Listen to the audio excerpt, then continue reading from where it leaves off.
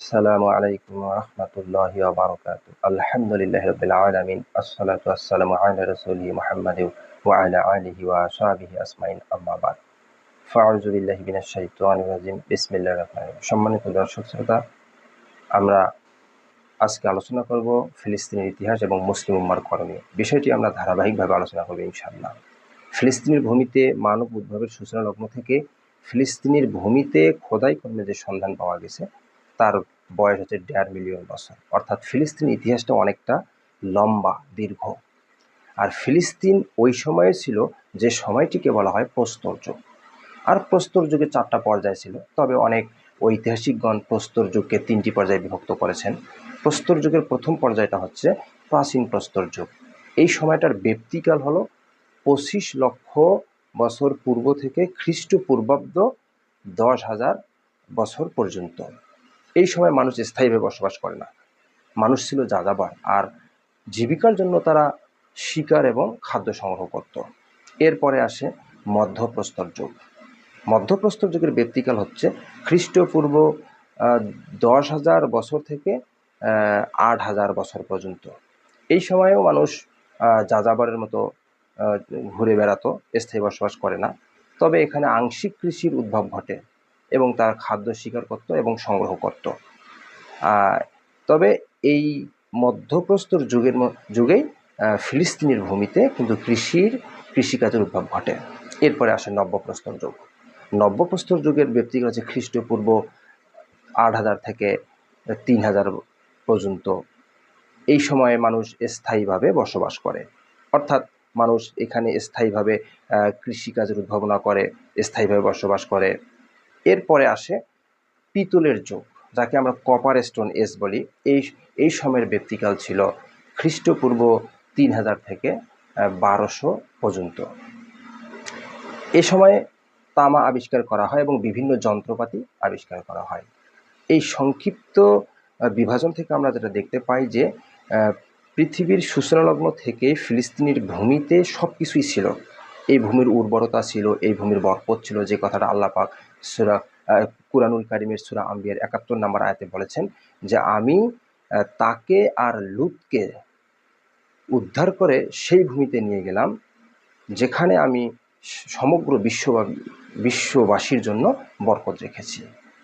তো এখান থেকে আমরা বুঝি যে আল্লাহ পাকও কোরআনে বলেছেন যে ফিলিস্তিনের ভূমিটা হচ্ছে বরকতময় একটা জায়গা এবং একটা উর্বর জায়গা। এর উর্বরতার কারণ হচ্ছে যে এখানে পর্যাপ্ত পরিমাণ বৃষ্টিপাত হয় এবং এখানকার স্বাভাবিক তাপমাত্রা হচ্ছে 19 ডিগ্রি সেলসিয়াস এবং শীতকাল এবং গ্রীষ্মকালে এর তাপমাত্রা 27 ডিগ্রির মধ্যেই থাকে।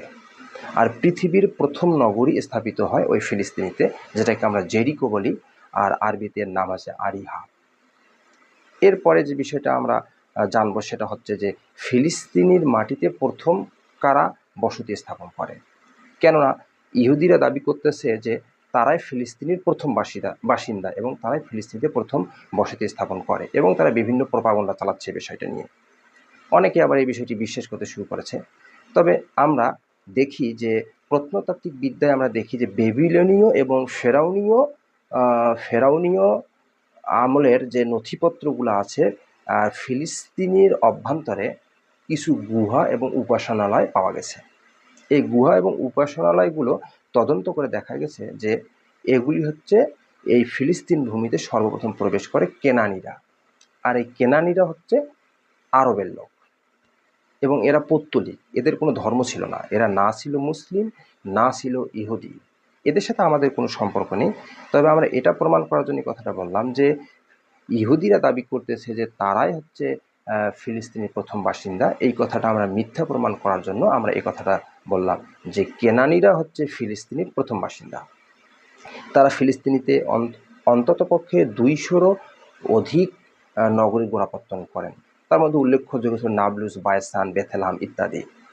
আর তাদের কেনানীরা প্রবেশ করে ফিলিস্তিনিতে ইহুদিরা প্রবেশের 1400 বছর পূর্বে। অবশ্য তখন আরও কিছু জাতি ফিলিস্তিনিতে বসবাস করত। তাদের মধ্যে উল্লেখযোগ্য জাতি হচ্ছে ফিনিশীয় জাতি। এরা মূলত কেনানীদেরই একটা অংশ, এরাও আরব থেকে আসে। আর এরা ফিলিস্তিনের উত্তরে মানে সিরিয়ার কাছাকাছি তারা বসবাস করত। আর এরপরে আসে এরপরে আরেকটা যে জাতি আছে তারা হচ্ছে আমরীয় জাতি। আমরীয় জাতি এরাও মূলত আরব থেকেই আসে। আর এরা মিশর, সাম এবং ফিলিস্তিনি কিছু অংশ জবরদখল করে বসতি স্থাপন করে। আরেকটা উল্লেখযোগ্য জাতি আমরা এখানে দেখতে পাই, তারা হলো জেবুসাইট জাতি। এরাও আরবের সাথে সম্পৃক্ত। এরা ফিলিস্তিনের মধ্যে আল কুদুস নগরীর গোড়াপত্তন করে। তখন এর নাম তারা দেয় উরসালিম, বর্তমান যাকে আমরা জেরুজালেম হিসেবে জানি।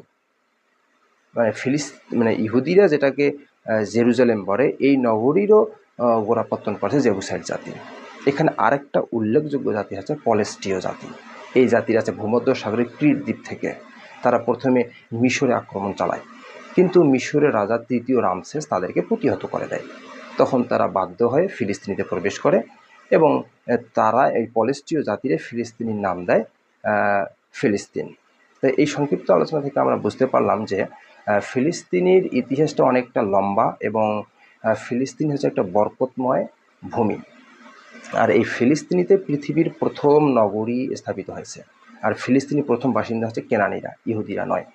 এবং ফিলিস্তিনি আরও অন্যান্য জাতি ছিল, কিন্তু ইহুদিরা ফিলিস্তিনিতে প্রবেশ করে কেনানিদের 1400 বছর পরে। আল্লাহ পাক যেন আমাদের বিষয়টি বুঝতে তৌফিক দান করেন। আমিন।